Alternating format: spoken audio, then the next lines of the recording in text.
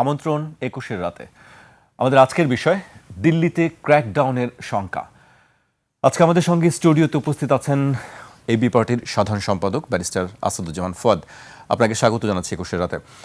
আমাদের সঙ্গে আছেন সিনিয়র সাংবাদিক, লেখক ও কলামিস্ট মোস্তফা কামাল।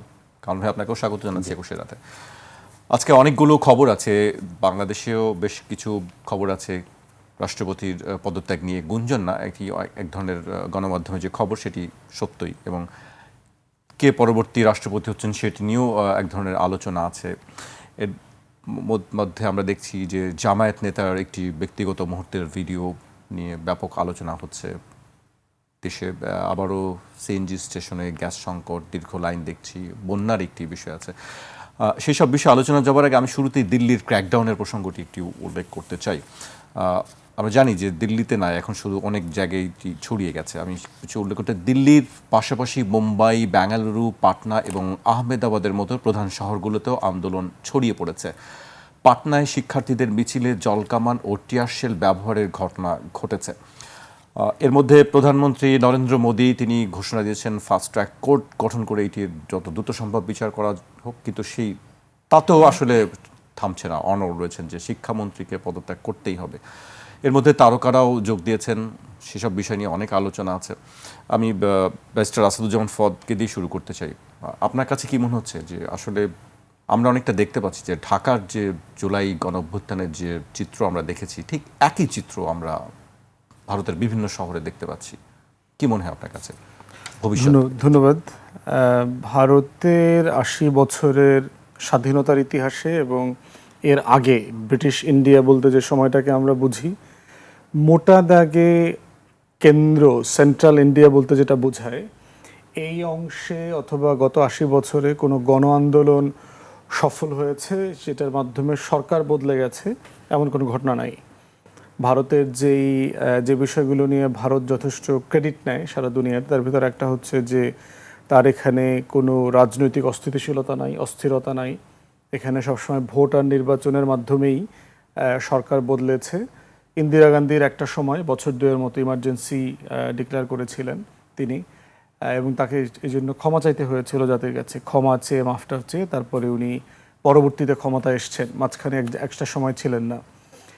তো মোটা দাগে কেউ মনে করছে না যে এই আন্দোলনটা মানে ভারতবর্ষে একেবারে সরকার বদলে দেবে এমন কোনো ঘটনা এখানে ঘটবে।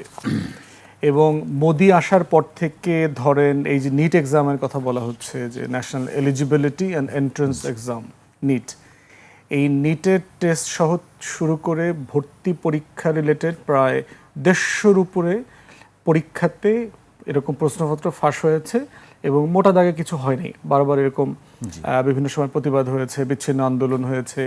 এবারও দেখলাম ১৫-১৬ জন ছাত্রছাত্রী আত্মহত্যা করেছে, সংখ্যাটা বাড়ছে। তো সেই জায়গাতে সবাই বোধ করছে যে এটা একটা অ্যাওয়াকেনিংয়ের মতো, একটু নাড়া দেয়া যে আসলে কি হচ্ছে, ছেলেপেলেরা আসলে বিরক্ত, এবং এর ভিতরে তো বিশাল বেকারত্ব আর কি। মানে ভারত যেভাবে তার অর্থনীতির সাইজের কথা বলে, আমি প্রায় বলি আর কি, যে সাইজ মানে কিন্তু গ্রোথ না, একটা মোটা মানুষ মানে কিন্তু সুস্থ মানুষ না। তো সেই জায়গাতে হচ্ছে ইন্ডিয়ার ইকোনমির যে সাইজ, ভিতরের বাস্তবতাটা কিন্তু আসলে সেরকম না। এখানে প্রতি বছর কয়েক কোটি তরুণ গ্র্যাজুয়েট জব মার্কেটে আসে, তার পপুলেশনের সাইজ তো হিউজ, পৃথিবীর সবচেয়ে এখন লার্জেস্ট পপুলেশন বেস, ১ নম্বরে আছে, চায়নাকে ছাড়িয়ে গেছে। তো এরকম একটা জায়গাতে আপনার ২-৩ কোটি তরুণরা আসলে সেখানে জব মার্কেট নাই। তারপরে হচ্ছে হিন্দুত্ববাদী রাজনীতির কারণে যেটা হচ্ছে, আপনি একটা বিশাল সংখ্যক জনগোষ্ঠীকে কন্টিনিউয়াসলি ভয়ের মধ্যে রেখেছেন। আমেরিকার সাথে, পশ্চিমের সাথে তার সম্পর্ক ভালো না, পার্টিকুলারলি ট্রাম্পের সাথে সম্পর্ক ভালো না। এবং দেখেছেন যে রেসিপ্রোকাল ট্যারিফ চুক্তি নিয়ে বাংলাদেশে সুশীলদের তো প্রায় খতনা করার মতো অবস্থা আর কি। তো সেখানে দেখেন ভারতকেও কিন্তু প্রায় $550 বিলিয়ন ট্যারিফের বোঝা, কেনাবেচার বোঝা চাপিয়ে দিয়েছে। আমরা এখানে আলাপ করতেছি $6 বিলিয়ন ডেফিসিট। তো এখানে সেটা নিয়ে দেখবেন খুব বেশি তর্ক নাই। দেখবেন কংগ্রেস এবং অপোজিশন অ্যালায়েন্স যেটা আছে তারা প্রায় এটা নিয়ে কথা বলার চেষ্টা করছে যে এই চুক্তির চাপিয়ে দেওয়ার জায়গাটা আর কি। তো সব কিছু মিলায় মোদি সরকার মোটা দাগে কোনো আন্দোলনে আপনার জনগণের দাবি মেনে নিয়েছে এমন ঘটনা শুধু একটা আছে, সেটা হচ্ছে কৃষক আন্দোলন যেটা হয়েছে 21-22 সালে। আপনাদের মনে থাকার কথা 2021 সালে আপনার একটা কৃষি আইন করে, যেটাকে মেইনলি হচ্ছে ভারতে আপনার পাঞ্জাব হচ্ছে সবচেয়ে বড় কৃষি ভাণ্ডার আর কি, শস্য ফল টল তারপরে সবজি টবজি এগুলো সবচেয়ে বেশি হয়। তো সেখানে কোঅপারেটিভস করে দেওয়া আছে আইনে, মূল্যকে কৃষকরা যেন মূল্যের একটা প্যারিটি পায়।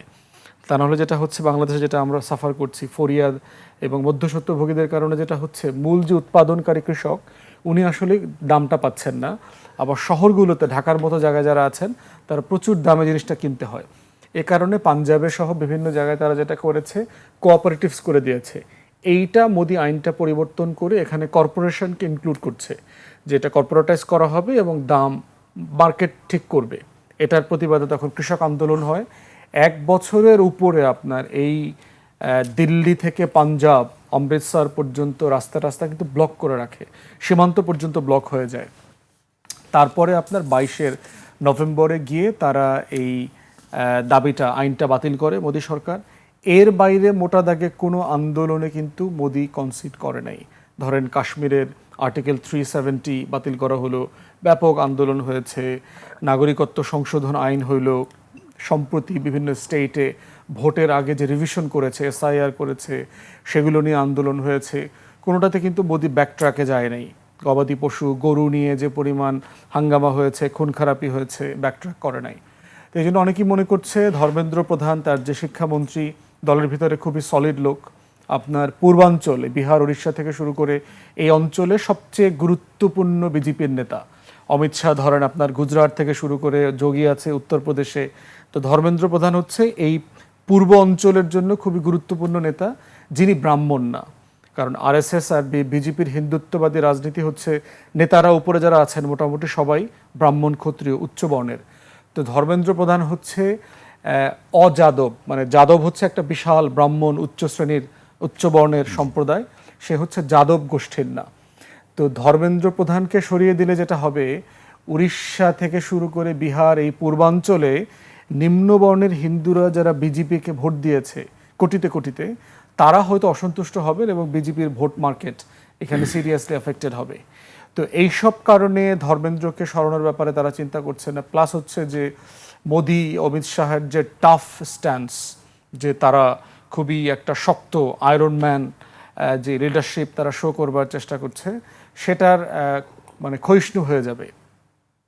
তো সেই কারণে বোধ করছে তারা যে এখানে কোনো দাবি দেওয়া কনসিড করা যাবে না।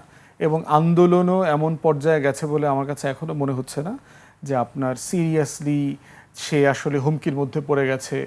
আর প্রাতিষ্ঠানিকভাবে তো হাসিনার মতো টোটাল রাষ্ট্রীয় কাঠামো এখন মোদি এবং আরএসএসের দখলে। সেটা গদি মিডিয়া বলেন, সেটা সেনাপ্রধান বলেন, আর্ম ফোর্সেস, কয়েকদিন আগেই মাত্র পুলিশ প্রধান পরিবর্তন করা হয়েছে। তারপর হচ্ছে নির্বাচন কমিশন বলেন, প্রধান বিচারপতি বলেন, পুরো কাঠামো হচ্ছে এখন বিজেপির দখলে আছে। তো সেই কারণে মোটা দাগে তারা খুব বেশি মানে হুমকির মধ্যে আছে এটা মনে হচ্ছে না। যদিও বিজেপি লিডারশিপ মনে করছে যে এখানে সিআইয়ের একটা চক্রান্ত আছে, এখানে ক্ষমতার পালাবদলের একটা চেষ্টা করা হচ্ছে। এই তর্কটা হচ্ছে, আমি আপনার এখানে এর আগে কথা বলেছিলাম, deputy secretary of state Christopher Landau সে গত মার্চ মাসে আপনার অবজারভার ফাউন্ডেশনের একটা প্রোগ্রামে দিল্লিতে এই কথাটা বলেছে যে চায়নাকে আর্থিকভাবে সমৃদ্ধশালী করে আমরা যে ভুল করেছি, এই ভুল ইন্ডিয়ার ব্যাপারে আমরা করব না। মানে পরিকল্পিতভাবে চায়না এবং পাকিস্তানকে কন্টেন করবার জন্য ইন্ডো প্যাসিফিক পলিসি, তার ভারত মহাসাগরে তার নিয়ন্ত্রণ এবং দক্ষিণ এশিয়ার যে ফ্রাঞ্চাইজ, প্রত্যেকটা রাষ্ট্রকে আপনি জানেন আমাদেরকে বন্ধক দেওয়া হয়েছিল দিল্লির কাছে, এই বন্ধকি সম্পর্ক তারা কন্টিনিউ করবে না। অতএব বিজনেসের টার্মে করতে হবে, আপনাদেরকে আপনাদের টার্মে বিজনেস করবেন, আমরা কোনো এক্সট্রা ফ্যাসিলিটি দিব না। এবং এটার রেজাল্টই হচ্ছে কিন্তু ট্যারিফ, প্রায় 39% ট্যারিফ, $550 বিলিয়ন কেনাকাটা করতে হবে আমেরিকা থেকে। এবং এইটার পরবর্তীতে বিক্রম সুদ আপনার রয়ের চিফ ছিলেন, তার একটা ইন্টারভিউ দেখলাম, তিনি ওই অবজারভার ফাউন্ডেশনের মিটিংয়ে ছিলেন, তিনি বললেন যে ইটস এ সিরিয়াস থ্রেট। যে এই ধরনের কথা বলা মানে হচ্ছে আমেরিকার গত 35 বছরের ভারতের সোভিয়েত ইউনিয়নের পতনের পর থেকে ভারতের সাথে স্টেট ডিপার্টমেন্টের পেন্টাগনের যে সম্পর্ক ছিল, যেই বোঝাপড়াটা ছিল, এইটা আসলে নাই, এটা ভেঙে গেছে। এর মানে হচ্ছে যে আমাদের ব্যবসা বাণিজ্যের উপরে ট্যারিফ আসতেছে, হুমকি আসতেছে, আমাদের অর্থনীতির উপরে হুমকি আসছে, এবং একইভাবে এখানে রাজনৈতিক শক্তির পট পরিবর্তনের একটা সম্ভাবনা তৈরি হয়েছে। এখন সেই রকম একটা বাস্তবতায় অনেকেই সন্দেহ করছেন যে এই আন্দোলনে আপনার সারা পৃথিবীতে এরকম এই যে অরেঞ্জ বিপ্লব করার, বিভিন্ন রঙের রংধারী বিপ্লব করবার, অভ্যুত্থান করবার যে কালার রেভলিউশন করবার ইতিহাস যেভাবে আমেরিকার পশ্চিমের আছে, তেমনই কিছু একটা এখানে ঘটতে চলেছে কিনা, এইটা বিজেপির পন্থী যারা আছেন তারা অনেকে সন্দেহ করছেন। তো দেখা যাক, সময় বলে দেবে কোন দিকে যাচ্ছে। জি, আমি আপনার কাছে আবারও আসবো। আমি কামাল ভাইয়ের কাছে আসতেছি। কামাল ভাই, আমরা বলছিলাম শুরুতেই যে আসলে একই চরিত্র আমরা দেখতে পাচ্ছি, যদিও এখনো সেই পর্যায়ে আন্দোলন আমরা দেখছি না, কিন্তু তার মধ্যেও যেসব বিষয়গুলো ঘটছে, যে ইন্টারনেট বন্ধ করে দেওয়া হচ্ছে, 16টি মেট্রো স্টেশন বন্ধ করে দেওয়া হয়েছে, লাইভ লোকেশন যারা আন্দোলনকারী আছে তাদের লাইভ লোকেশন চাওয়া হচ্ছে, এক তরুণীকে থাপ্পড় মারা হয়েছে, তাকে সেই পুলিশ কর্মকর্তাকে সেখান থেকে সরিয়ে দেওয়া হচ্ছে, একই বিষয়। আসলে আপনার কাছে কি মনে হয়, এটা কি কতটুকু টলতে পারে বা নাড়া দিতে পারে মনে হয়? নাড়া তো এর মধ্যে অবশ্যই দিয়ে ফেলেছে, আর নাড়া দিয়েছে আমাদের কথা বলতে হচ্ছে। আবার ভারত এমন এক শক্তি, শুধু একটা দেশ না, একটা শক্তির নামও ভারত। তারাও উপলব্ধি করছে যে সিআইএ তাদেরকে নিয়ে ভিন্ন কিছু ভাবছে, তার মানে নাড়া পড়েছে। আর কপি পেস্ট প্রশ্নে আমি বলি এই কারণে, স্লোগানগুলো ইংরেজিগুলো কিন্তু একই উচ্চারণ, হিন্দিতে আর বাংলায় যেগুলো হচ্ছে কাছাকাছি বাংলাদেশের মতোই। আবার রাজপথের যে অবস্থান, যেই ভাবভঙ্গি, এগুলো একই রকম। আবার একটু আমাদের মনে রাখা দরকার আছে, হয়তো খুব ম্যাটার করে না, বাংলাদেশে যিনি এই পরিস্থিতির শিকার হয়েছেন তিনিও ভারতে আছেন, এটা মনে রাখার দরকার আছে। অনেক কিছু ম্যাটার না করলেও তিনি একটা সাবজেক্ট। আবার নেপাল, শ্রীলঙ্কা, ওখানেও কিন্তু এই ধরনের প্রায় কাছাকাছি কাণ্ডকীর্তি ঘটেছে। এরকম একটা অবস্থায় আমাদের জন্য ভাবনার যেমন বিষয় আছে, খুব পর্যবেক্ষণেরও বিষয় আছে। আমাদের এখানেও দেখেন 17-18-তে শুরু হলো কিন্তু নিরাপদ সড়ক চাই দিয়ে, পরবর্তীতে এটা ধাপে ধাপে শিক্ষা আন্দোলনে গেল। এই শিক্ষা আন্দোলনটাই কিন্তু পরবর্তীতে সরকার পতন আন্দোলন। ভারতেও একই শিক্ষা। তো তখন কিন্তু আমাদের এখানে মাঝে মধ্যে হয়তো শাহজাহান খান সাবজেক্ট হয়ে যেতেন যখন নিরাপদ সড়ক চাই হতো। যখন অন্য কোনো গালিগালাজ বা তাচ্ছিল্যের বিষয় আসতো, তখন ওবায়দুল কাদের অথবা হাসান মাহমুদ সাবজেক্ট হতেন আধা বেলা, পরের বেলায় কিন্তু স্বয়ং প্রধানমন্ত্রী। এই গত কয়েকদিন আগে দেখেন, যখন শিক্ষা নিয়ে প্রশ্নপত্র নিয়ে শুরু হলো, শিক্ষামন্ত্রী সাবজেক্ট ছিলেন বড় জোর 1.5 দিন, আমি যদি ভুল না করে থাকি। তারপরে 3 দিনে কিন্তু সরাসরি টার্গেট প্রধানমন্ত্রী। এখনকার যে শিক্ষার্থীরা, তারা শিক্ষামন্ত্রী নিয়ে কিছুক্ষণ ব্যঙ্গ করছে, ট্রল করছে, ফিনিশিংয়ে গিয়ে প্রধানমন্ত্রীকে একটা হিট করছে। এটা খুব খেয়াল করবার মতো বিষয়। ওখানেও ধর্মেন্দ্রবাবু কিন্তু এখন আর খুব সাবজেক্টের মধ্যে থাকছেন না, ওনাকে চলে যায় মোদির কাছে। অতএব আবহাওয়াটা বা বাতাসটা কিন্তু অনেকটা কাছাকাছি। আর ভারতের প্রশ্নে এই কথা সত্য যে তারা নিজেরা সমস্যায় পড়ে না, কিন্তু সমস্যা তৈরি করে দেয় আশপাশে, এবং কখনো কখনো তারা সমস্যা রপ্তানি করে। বাংলাদেশে অবিরাম করেছে, বিভিন্ন সময়ে নেপালে করেছে, শ্রীলঙ্কায় করেছে। এখন তারা কিন্তু যেসব বুদ্ধি অন্যদেরকে দিত, ওইসব বুদ্ধিতে নিজেরাও কিন্তু ঘায়েল হতে শুরু করেছে। অতএব আন্দোলনটা কোন পর্যায়ে যাবে সেটা হয়তো আরও অপেক্ষা করতে হবে, কিন্তু বর্তমান যে পর্যায়টা, এই পর্যায়টা আমাদের চেয়ে খুব ভালো কিছু কিন্তু মনে করা যাচ্ছে না। বা নেপাল শ্রীলঙ্কার চেয়ে, নেপাল শ্রীলঙ্কায় পতন হয়ে গেছে আর ভারতে হয়নি, তার মানে তফাৎ বিশাল, এটা মনে করা যায় না। অর্থাৎ ভারতকেও এখন ভাবতে হচ্ছে, বাংলাদেশকেও কিন্তু মাঝে মধ্যে ভয় পেতে হচ্ছে যে এসব আন্দোলনের নেপথ্য থেকে বাংলাদেশেরও কোনো উস্কানি আছে কিনা, ভাবতে হয়। এটাই বিশ্ব বাস্তবতা।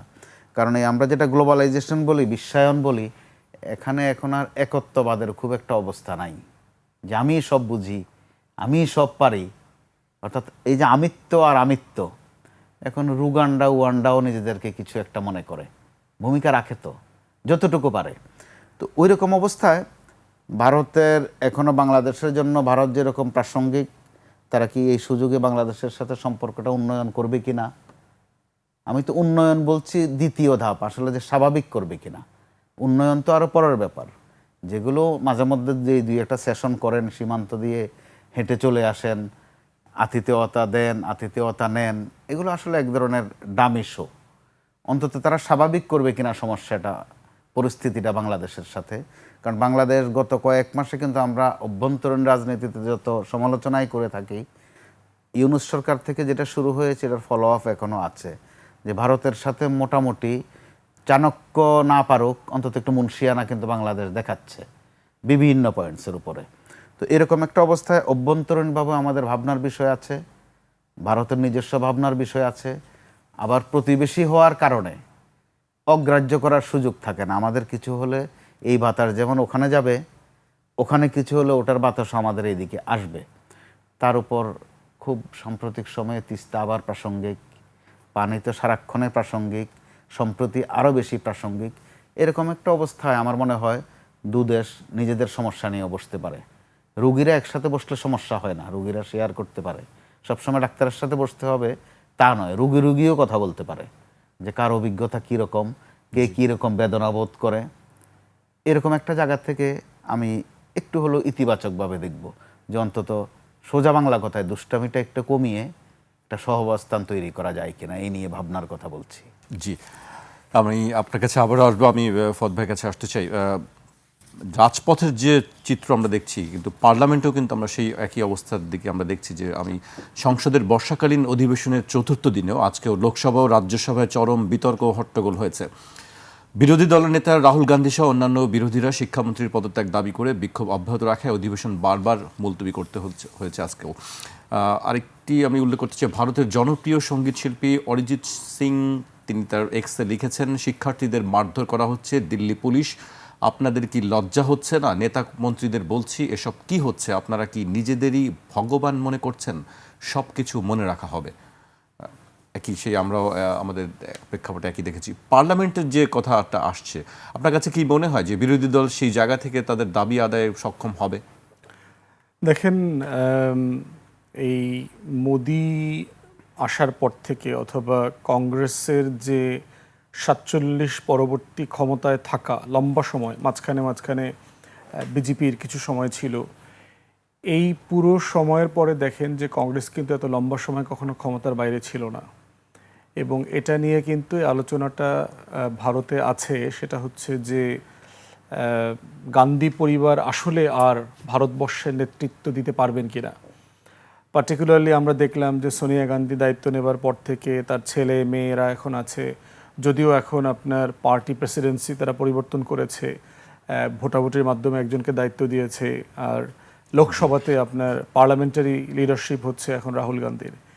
তো সেইখানে মানে পুরো জাতিকে কানেক্ট করবার মতো লিডারশিপ গান্ধী পরিবার আসলে দিতে পারছে না, কংগ্রেস দিতে পারছে না। আবার সর্বভারতীয় রাজনৈতিক দলও অন্য কেউ নাই। এবং ভারতে দেখেছেন যে প্রচুর কিন্তু স্থানীয় পাওয়ারফুল রাজনৈতিক দল আছে, যেমন ধরেন মমতার দল বাংলাতে খুবই পাওয়ারফুল, উত্তরপ্রদেশে আছে এরকম, আপনার বিহারে আছে, দক্ষিণ ভারতে দেখলাম আমরা এই যে আপনার তামিলনাড়ুর নায়ক হঠাৎ করে দল বানায়া চিফ মিনিস্টার হয়ে গেলেন। তো সেই জায়গাতে আপনার বিরোধী দল নির্বাচন ইস্যুতেও দেখবেন খুব স্ট্রং পজিশন নিয়ে আন্দোলন গড়ে তুলতে পারে নাই। মোদি যে বারবার ইভিএম ম্যানিপুলেট করতেছে, তারা নির্বাচনের অনেক দিন পরে দেখলাম গত বছর রাহুল গান্ধী প্রেস কনফারেন্স করে বলতেছে যে 100-র উপরে সিটে ম্যানিপুলেশন হয়েছে, কোটি কোটি ভোট ম্যানিপুলেট হয়েছে, ম্যানিপুলেশন না হলে তারা জিততো, এই ধরনের কথাবার্তা এসছে। তো এখন সেটাকে মানে আপনি তো জনগণের কাছে নিয়ে যাবেন, জনগণের কাছে নিয়ে সেটাকে মোবিলাইজ করা, সেই আন্দোলন তৈরি করতে সক্ষম তারা দেখতে পাচ্ছি না।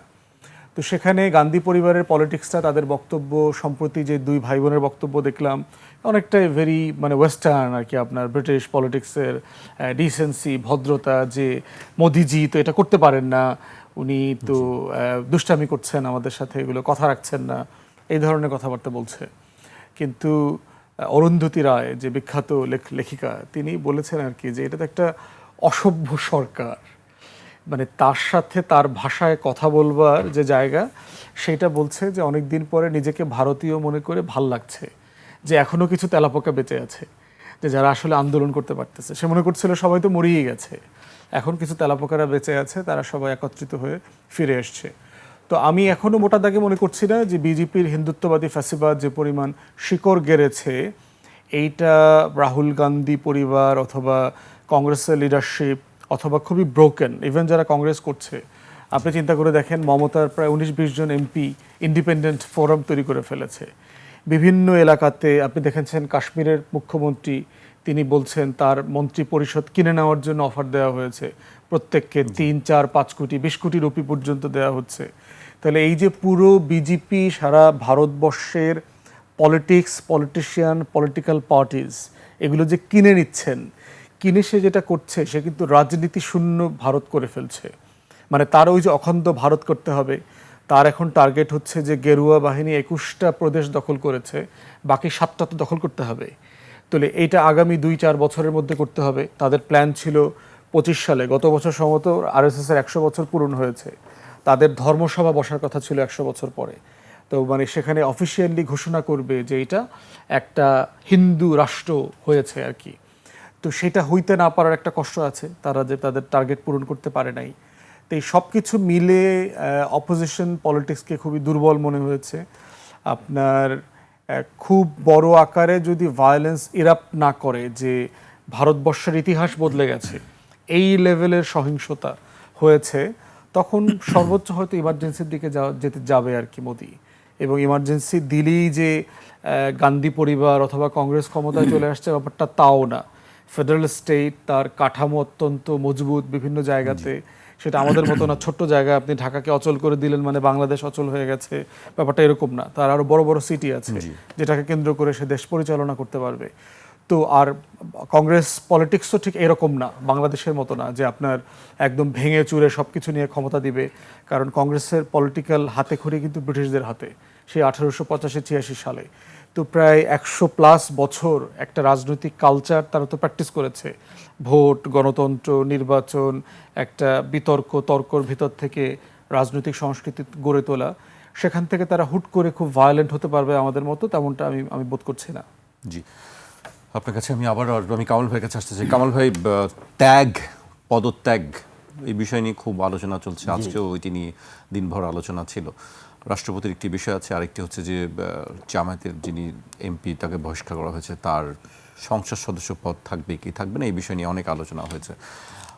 আপনার কাছে কি মনে হয় পরবর্তী রাষ্ট্রপতির দৌড়ে আসলে কারা কারা থাকতে পারেন? এখানে ত্যাগ আর পদত্যাগ আপনি বলেছেন, দুইটারই খুব একটা মৌসুমি ঝড়ের মতো। প্রথমত যদি ত্যাগের প্রশ্ন বলেন, জামাত তার একজন এমপিকে ত্যাগ করেছে, তিনি জামাতকে ত্যাগ করেছেন কিনা এখনো আমরা জানি না। আবার জামাতের যে রাজনৈতিক চর্চা, তাদের কিন্তু প্রতি বছরে দলীয় কিছু সিদ্ধান্ত হয়, কঠিন কঠিন সিদ্ধান্ত হয় যেগুলো আমরা জানি না, তারা সাধারণত জানান না, অভ্যন্তরীণভাবে রাখা হয়। যেমন ফুয়াদ ভাই পাশে আছেন, এই জন্য একটু বলার দরকার মনে করছি। আপনাদের যিনি সভাপতি মঞ্জু ভাই, তাকে যে জামাত থেকে বহিষ্কার করা হয়েছিল, জামাত কিন্তু জানাই নাই কখনো এটা। মঞ্জু ভাই জানিয়েছেন গণমাধ্যমকে যে ওনাকে বহিষ্কার করা হয়েছে। জামাতের কালচারটা এরকমের। তো অনেক দিন পর জামাত একটা সিদ্ধান্ত প্রেস রিলিজ দিয়ে জানিয়েছে যে তারা একজনকে দল থেকে ত্যাগ করেছে।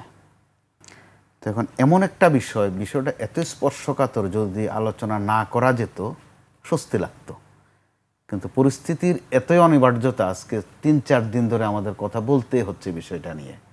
আবার বিষয়টা এমন, যার এই নিয়ে গরজ কম, আগ্রহ কম, সেও শুনতে একটু পছন্দ করে, আবার ফাঁকে ফুঁকে দুই এক কথা আবার নিজে বলেও। আবার আজকে দেখলাম গণমাধ্যমে যে আবার নতুন কোন এক ভিডিও, জি হয়তো আরও আসবে। তো এখন জামাত স্মরণকালের একটা সুবিধাজনক অবস্থায় আছে বাংলাদেশের রাজনীতিতে। তো এমন একটা সময়ে তিনি, এই গাজী সাহেব এমন ঘটনা ঘটালেন, তিনি আসলে একজন গাজী, তিনি যুদ্ধ ফেরত, শহীদ হননি, জামাতের জন্য অর্নামেন্ট, স্পিকার হাসছেন আপনার কথা শুনে। এই গেল একদিক। আবার জামাতের একজন আমির অনেকটা গর্ব করে বলেছিলেন যে আমাদের জান্নাত শুরু হবে সাতক্ষীরা অঞ্চল দিয়ে। ওই এলাকার জামাত নেতারা একটু বেশি আমলি, জামাতের প্রভাবও বেশি এখনো। তো জান্নাতের যে নমুনাটা উনি দেখিয়ে ফেললেন, ভয়ের একটা জায়গায় ফেলে দিলেন। এরপরে ঝুঁকিতে শুধু নিজেই পড়লেন না, তার দলটাকেও ফেললেন, আবার ইসলামকেও ফেললেন। দলটার নামের সাথে ইসলাম আছে, ওনার নামের সাথেও আবার ইসলাম আছে। আবার বাংলাদেশ জাতীয় সংসদ, তিনটা শব্দ স্পর্শকাতর, সেই সাথে মুক্তিযোদ্ধা তিনি। তো এরকম একটা অবস্থার মধ্যে তিনি যে কাণ্ডকীর্তি ঘটালেন, জামাত যদি না আরও একদিন আগে এই সিদ্ধান্তটা নিতে বোধ আর একটু ভালো হতো জামাতের জন্য, তাহলে জল ঘোলা অন্তত একদিন কম হতো। তো আবার দেখেন সাবজেক্টের অনিবার্যতায় আমাদের এটা সম্ভবত মন মগজটাও আমাদের এই রকমের। আপনি দেখেন আন্দোলন চলাকালে খুব গরম যখন আন্দোলন, 24-এর আন্দোলন, তখন মাঝে মধ্যে আন্দোলনের প্যারালাল একটা হেডলাইন চলে আসতো। আপনি মনে করে দেখেন, একজনের নাম মুস্তাক, একজনের নাম তিশা। ওই মুস্তাক সাহেব এমপি না, বোধহয় ওয়ার্ড কমিশনার ছিলেন, আর তিশা হচ্ছে একটা ছোট্ট মেয়ে মতিঝিল এলাকার। মুস্তাক তিশা ওরা কি গান গায়, একদিকে আন্দোলনের 3 কলাম 4 কলাম হেডলাইন, পাশে 2 কলাম মুস্তাক আর তিশার খবর। মানে মানুষের খুব মোহ থাকে এইসব জিনিসের প্রতি, অডিয়েন্স এগুলো নেয়, খায় বলে আর কি। আমরা মিডিয়া হাউসে নিজেরা বলে যে খায় ভালো, তো এরকম জিনিস বরাবরে খায় ভালো। তো কিন্তু এটাতে আমাদের চরিত্রের কতগুলো জিনিস প্রকাশ পায়। আর জামাত ইসলামের ক্ষেত্রে যে কাণ্ডটা ঘটলো এবার, এটা আমাদের প্রান্তিক পর্যায়ের একটা অবস্থা। দেখেন যে কেউ যখন কর্মসংস্থানের প্রশ্নে পড়ে, চাকরির দরকার হয়, তখন কিন্তু জনপ্রতিনিধির কাছে যায়। সহায় সম্বল যার নাই সেও যায়, যার মোটামুটি আছে সেও যায়। তাহলে যাওয়ার পরেই কিন্তু এই কাণ্ডটা ঘটলো। তার মানে ভবিষ্যতে জনপ্রতিনিধির কাছে সুপারিশের জন্য যেতেও ভেবে চিনতে যেতে হবে। তো এই গেল দ্বিতীয় দিকটা, সামাজিক বাস্তবতা এটা। এখন যখন বিয়ে শাদী বা এটা সেটা হয়েই গেছে, বাংলাদেশের প্রচলিত আইনে আছে বয়স টয়স এইসব নিয়ে কিছু গোলমাল আছে আইনে, আবার ফাঁকও আছে, আইনেও ফাঁক আছে। যদি বিয়েটা হয়ে যায়, যদি কবুলনামা বা কাবিন এগুলো হয়ে যায়, মোনাজাত হয়ে যায়, বিয়ে শাদী খাওয়া দাওয়া হয়ে যায়, তো এখন এমপি সাহেব বাকি একটা কাজ আছে, খাওয়া দাওয়ার পর্বটা বাকি রাখছেন সামাজিকতার অংশ হিসাবে, তিনি ওইটাও করতে পারেন। তবু মেয়েটার সামাজিক মর্যাদার দরকার আছে। কারণ শুধু এই আপদকালীন সময় পার করার জন্য বিয়ে নামক একটা মোড়ক সামনে নিয়ে আসা, এটা আরও বিপজ্জনক। কারণ গোটা দেশের জন্যই কিন্তু এটা একটা দায়িত্বের পর্যায়ে। এমপি সাহেব করেছেন, তার মতো করে করেছেন, এই মেয়েটার ভবিষ্যৎ কি হবে? তো আর এর মধ্য দিয়ে যে রাজনীতির অন্দরমহলে যে কথাগুলো আসছে, সোশ্যাল মিডিয়ায় কিন্তু খুব বেশি। আপনি খেয়াল করে দেখেন, গত কয়েকদিন জামাতি বিভিন্ন কর্নার থেকে হুমকে দেয়া হচ্ছে, কারণ যেহেতু বিএনপি বেশি ফুর্তি করেছে এটা নিয়ে, তারা ওই যে বাংলা সিনেমার বিজ্ঞাপনের মতো বলছে, হ্যাঁ ভাই আসিতেছে, রঙিন পর্ব আসবে পরে। অর্থাৎ বিএনপিরও কারো কারো এসব আছে। আওয়ামী লীগ আমলের শেষ দিকে মনে আছে আপনার, ডাক্তার মুরাদ নামে একজন, মনে আছে, কারণ আমরা গণমাধ্যমে আমাদের সবসময় এই খবরগুলোই দিতে হয়। তো এই যে এই কাণ্ডগুলো কিন্তু হয়তোবা কয়েকদিন মজাদায়ক, কিন্তু এগুলো কিন্তু গোটা সরকারকে যেমন আক্রমণ করে, দিন শেষে মানুষকেও ক্ষুব্ধ করে। ক্ষুব্ধ হয় মানুষ এই কারণে, একটা মানবিক কারণও আছে। আবার রাজনীতিবিদদের কাছ থেকে মানুষ এটা কম আশা করে, আবার জামাত ইসলামের কাছ থেকে আরও কম আশা করে। কারণ যত সমালোচনাই থাক, জামাত সম্পর্কে গড়পড় তো একটা ধারণা আছে যে তারা একটু আমল আখলাক ভালো, একটু সাবধানী, একটু শিক্ষিত, একটু সতর্ক, সব গুণাগুণ তাদের আছে। কিন্তু এই জায়গায় তিনি যা করে ফেললেন, একেবারেই দলটাকে যেমন বিপদগ্রস্ত করলেন। এখন আমাদের আসবে ওনার পদত্যাগ প্রশ্ন, সংবিধানের অংশ আসবে, সংসদে এটা কিভাবে ফয়সালা হবে। তো এখন আমি আগাম বলে রাখি, এই ক্ষেত্রেও তার কিন্তু সহযোগিতা করার ব্যাপক সুযোগ আছে। এটাই সংসদে তর্ক বিতর্ক করা, এরপরে নির্বাচন কমিশনে পাঠানো। তার চেয়ে তিনি যদি দ্রুত নিজের পদত্যাগটা নিজে করে ফেলেন, তিনি নিজেও বাঁচবেন, দ্রুত বাঁচবেন, দলকেও বাঁচাবেন। জি, আমি আবার আসবো পর্যায়ে, বিরতিতে যেতে হচ্ছে আমাকে। একটা বিরতি নিচ্ছে, ফিরছে এখনই।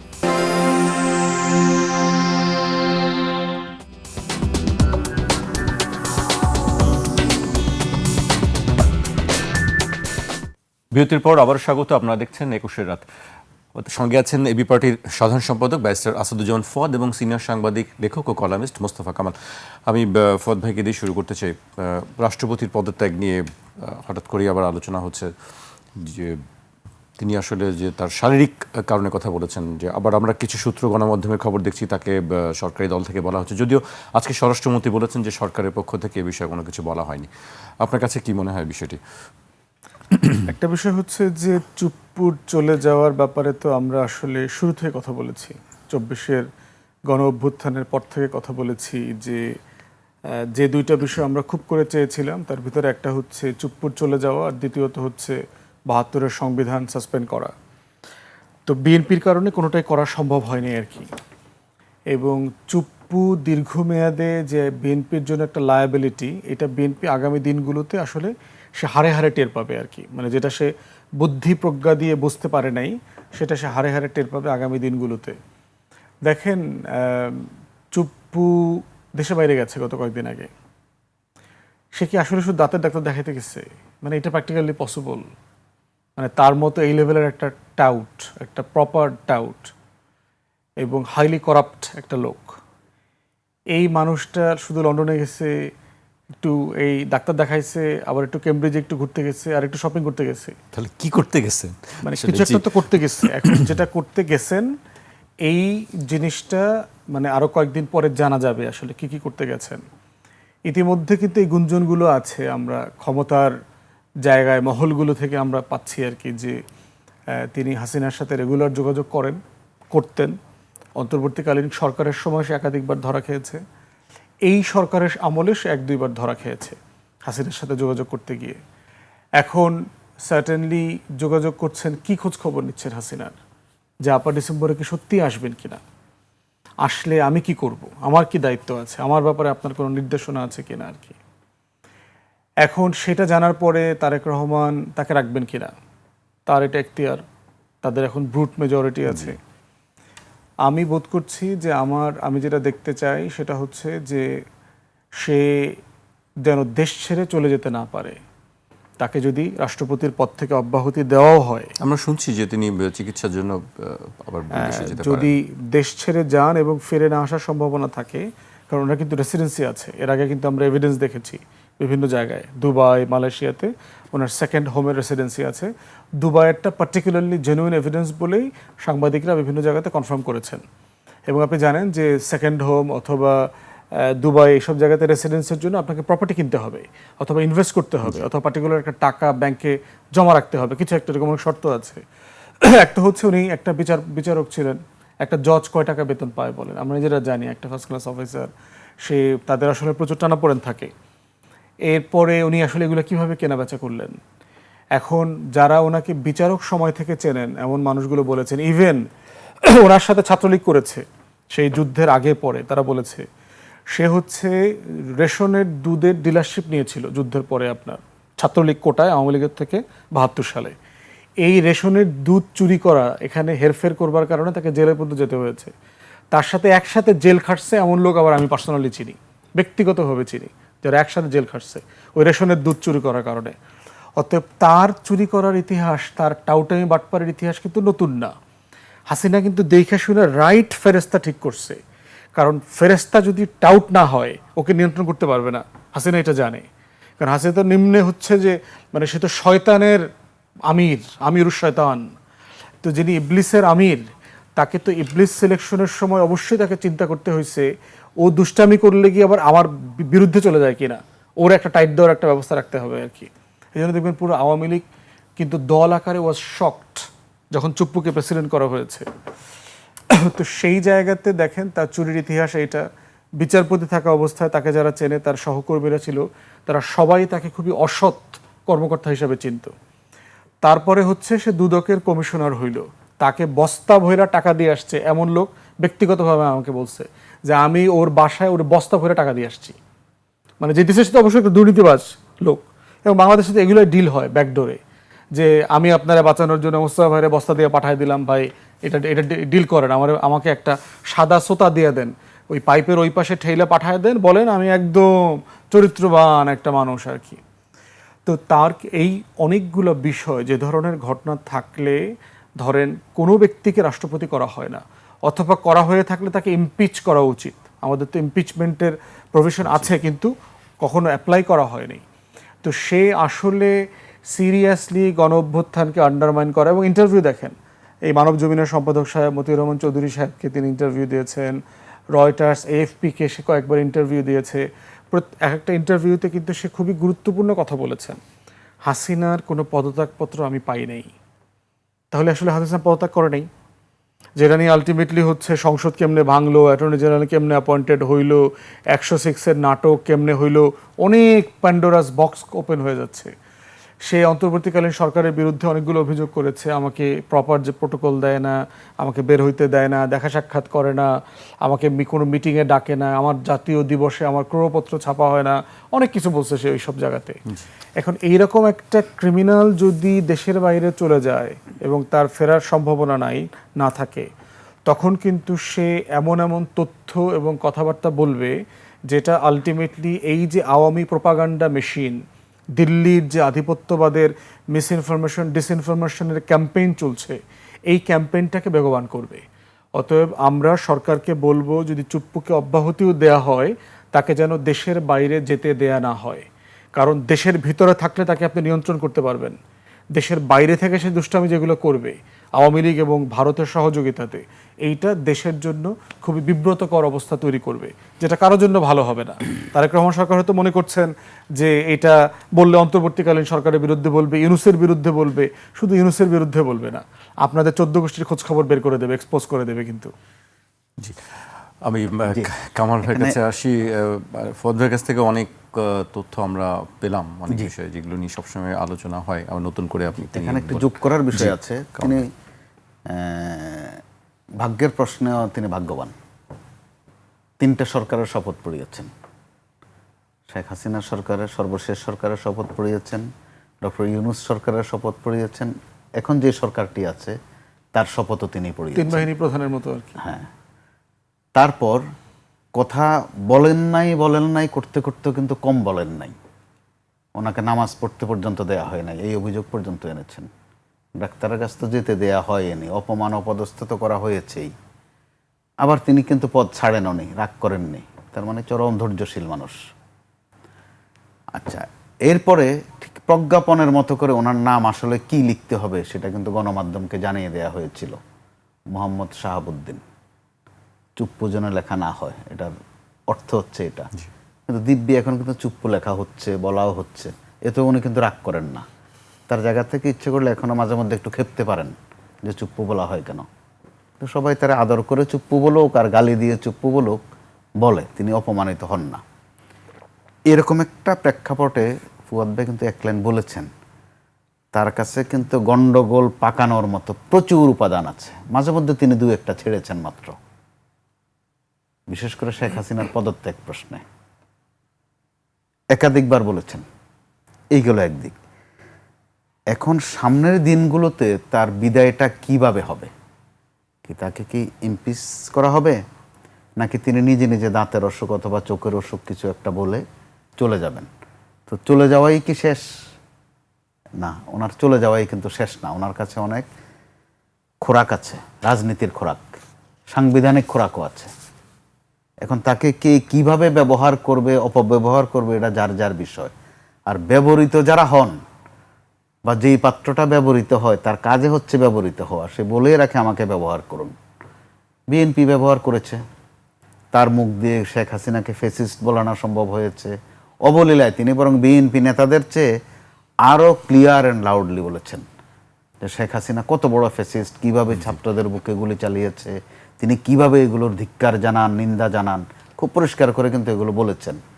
তো আবার আমাদের রাজনীতির যে গতি প্রবাহ, আমরা কিন্তু এগুলোতে অভ্যস্ত হয়ে গেছি, যে একটু বলে আর কি, বলার জন্য একটু বলা লাগে, কিছু মনে করিস না, প্লেয়ারটা আমাদেরই, এরকমটা সান্ত্বনা থাকে। কিন্তু তো ওই ক্ষেত্রে উনি চলে যাওয়ার পরে কোন পরিস্থিতি হবে, কোন পদ্ধতিতে যাবে একদিক, এরপরে কে আসবেন, আসার মতো বিএনপিতে লোক অসংখ্য আছে। যদি শাহাবুদ্দিন সুপু স্ট্যান্ডার্ড ধরেন, আমার তো মনে হয় কয়েকশো আছে, আর বাদ বাকিদের তুলনা নাই দিলাম। তো এখানেও একটা রাজনীতি আছে, আবার আরেকটা ছোট্ট রাজনীতিও আছে, এটাও কিন্তু আলোচিত।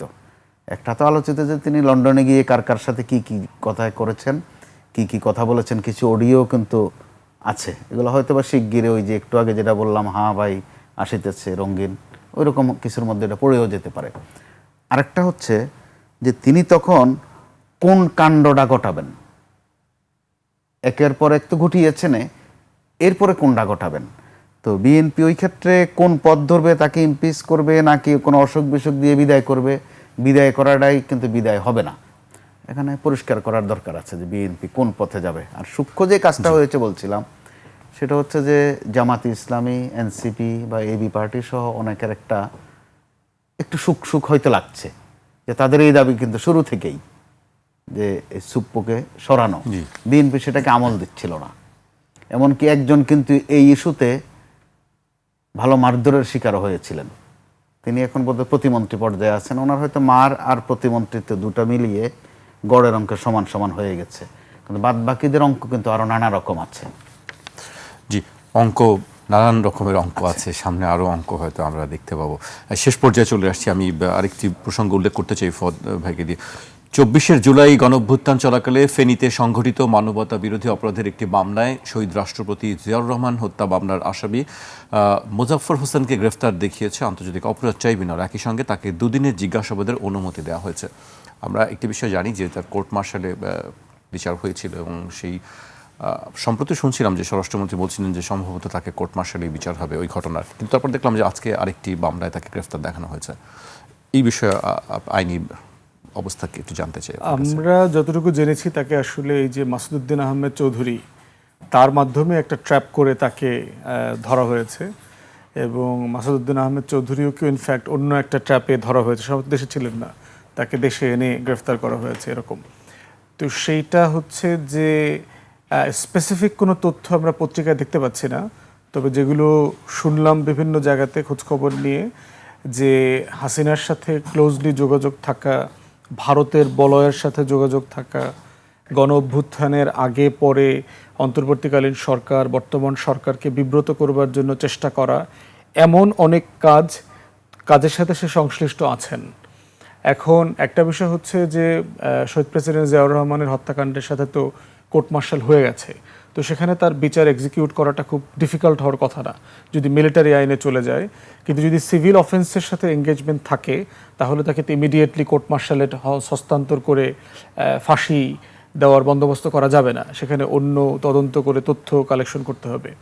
আমরাও বোধ করি যে বাংলাদেশের ইতিহাসের সবচেয়ে জনপ্রিয় ভালো সৎ রাষ্ট্রপতিকে যেভাবে হত্যা করা হয়েছে, এটার এই গল্পটার পুরোটা জানা দরকার, যেটা বিএনপি কখনোই খুব সিরিয়াসলি জানবার চেষ্টা করে নাই। যে এরশাদকে গ্রেফতার করা, তাকে আইনের মুখোমুখি করা, তার রাজনীতি করতে না দেয়া, ভারতের ইনভলভমেন্ট কী ছিল, কেন করা হয়েছে, এইটা পুরো গল্পটা নিয়ে বিএনপির দেখলাম কখনোই কোনো আগ্রহ ছিল না। আপনি প্রতিশোধে না যান, এবং দেখলাম তারেক রহমান মাঝখানে একটা কথা বলেছেন খুবই মানে মানে মানে আনএক্সপেক্টেড, যে আপনি ব্যক্তিগত হিসেবে একটা জিনিস মাফ করে দেওয়া আর ন্যাশনাল ক্রাইম মাফ করে দেওয়া দুইটা এক জিনিস না। তো সেই জায়গাতে আমরা বোধ করছি যে ওনাকে সিরিয়াসলি জবানবন্দি নেওয়া দরকার, ইতিহাসের কোন কোন জিনিসগুলো জানেন এবং এগুলো পাবলিক করে ফেলা দরকার, কারণ এইটা এমন একটা ঘটনা যেটা জাতির সবাইকে জানতে হবে যে আসলে এগুলো ঘটেছে, এটা আমাদের সবার জন্য গুরুত্বপূর্ণ। জি, অবশ্যই আমরা সেই অপেক্ষায় থাকবো যে সবাই যেন সত্য ঘটনাটি বেরিয়ে আসে, সবাই যেন সব কিছুই জানতে পারেন। আপনাদেরকে অনেক ধন্যবাদ আমাদেরকে সময় দেওয়ার জন্য। আজ এখানেই শেষ করছি, আবার দেখা হবে রোববার ঠিক রাত 12টায়। আপনারা সবাই সুস্থ থাকুন, নিরাপদে থাকুন, আর একুশের সঙ্গে থাকুন।